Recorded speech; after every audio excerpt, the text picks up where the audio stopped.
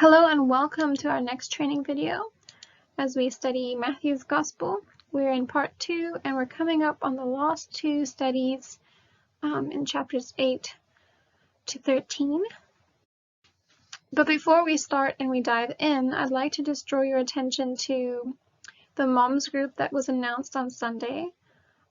This group is specifically for moms who are struggling to get to evening Bible studies. So you might have a few of them in your group. And it would be great if you could maybe draw this to their attention. They can be in contact with me, or as mentioned at Sunday, they can be in contact with Mandy from the Merver. Would love to hear from those moms and maybe get them plugged in this new group. We will be starting in the 4th term on the 21st of October. Looking forward to that.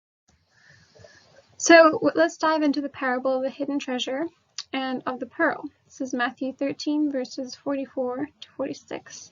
And our aim is to understand the value of the kingdom of heaven is so great that it is worth joyfully laying aside everything else in order to participate in it. To understand that the value of the kingdom of heaven is so great that it is worth joyfully laying aside everything else in order to participate in it. That's our aim, so let's dive in. And so looking at our first parable, the parable of the treasure or the hidden treasure in verse 44, we read, "The kingdom of heaven is like a treasure hidden in a field, which a man found and covered up. Then in his joy he goes and sells all that he has and buys that field."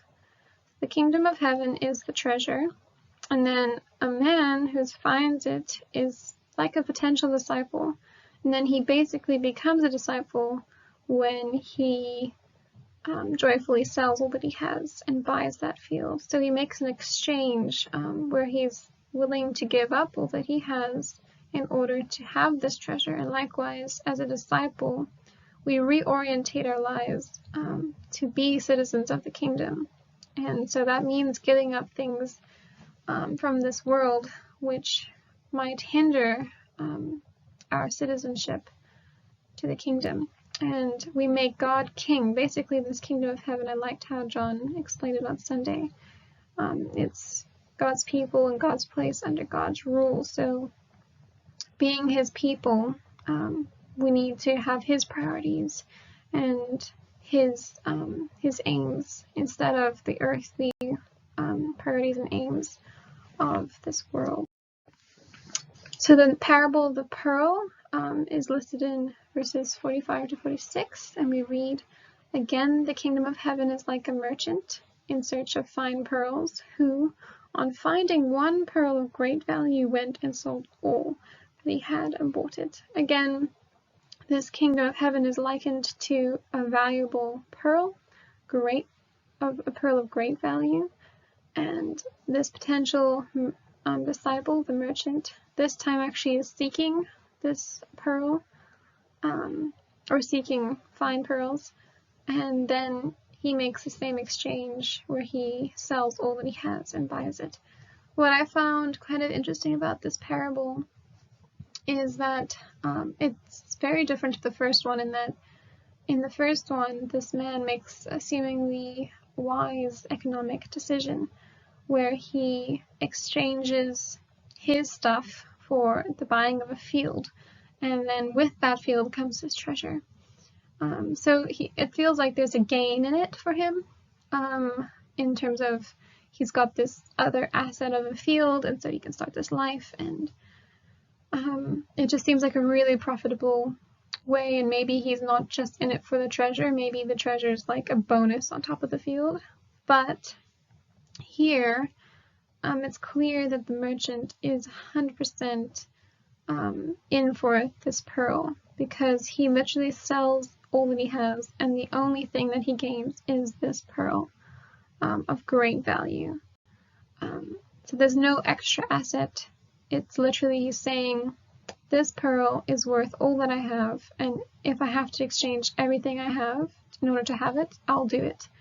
And likewise, with the kingdom of heaven, we should see it as so valuable that it doesn't matter what assets we have or what we might have in this earth. It is worth just laying them aside, because this pearl of great price, this kingdom of heaven, being under God's rule, under his reign, that is far more precious than all that we have and all that this earth has to offer. So I just thought that this parable specifically was just quite striking to me, just demonstrating how much worth this kingdom has for us. Being under the rule of Jesus Christ is a privilege, and we shouldn't take it for granted, and we shouldn't prioritize other things in its place. So there is a clear link with the cost of discipleship. It's kind of been like a theme in Matthew. So in Matthew chapter 1 and 2, we see that when Jesus arrives, it was very costly to Mary and Joseph. In chapter 5, Jesus says, "Blessed are the persecuted, and blessed are you when others revile you and persecute you on my account." Matthew 8, chapter 18 to 22, he basically says there's no place to lay his head, that should be head, and there's no time to bury your dead when a few disciples are trying to join. And he says basically, follow me and you won't have a place to lay your head, and you won't have time to bury your dead. You can't go back and just decide to join me later. Matthew chapter 10, verse 16 to 39, you can be persecuted and rejected by authorities, and it might even cost you your life. So there's a clear cost in following Jesus. And what these parables have kind of brought out is that the cost is actually so insignificant compared to the gain. So it's totally worth it. The cost is so worth it because the gain is so great. So let's just think about that in terms of what we want to walk away with. We want people to walk away with the fact that the sacrifice doesn't even compare to the gain. And we want to think, is the kingdom of heaven priceless in our own eyes? Does being a citizen of God's kingdom, being under Jesus' reign, is that so precious to us that we'll be willing to give up everything?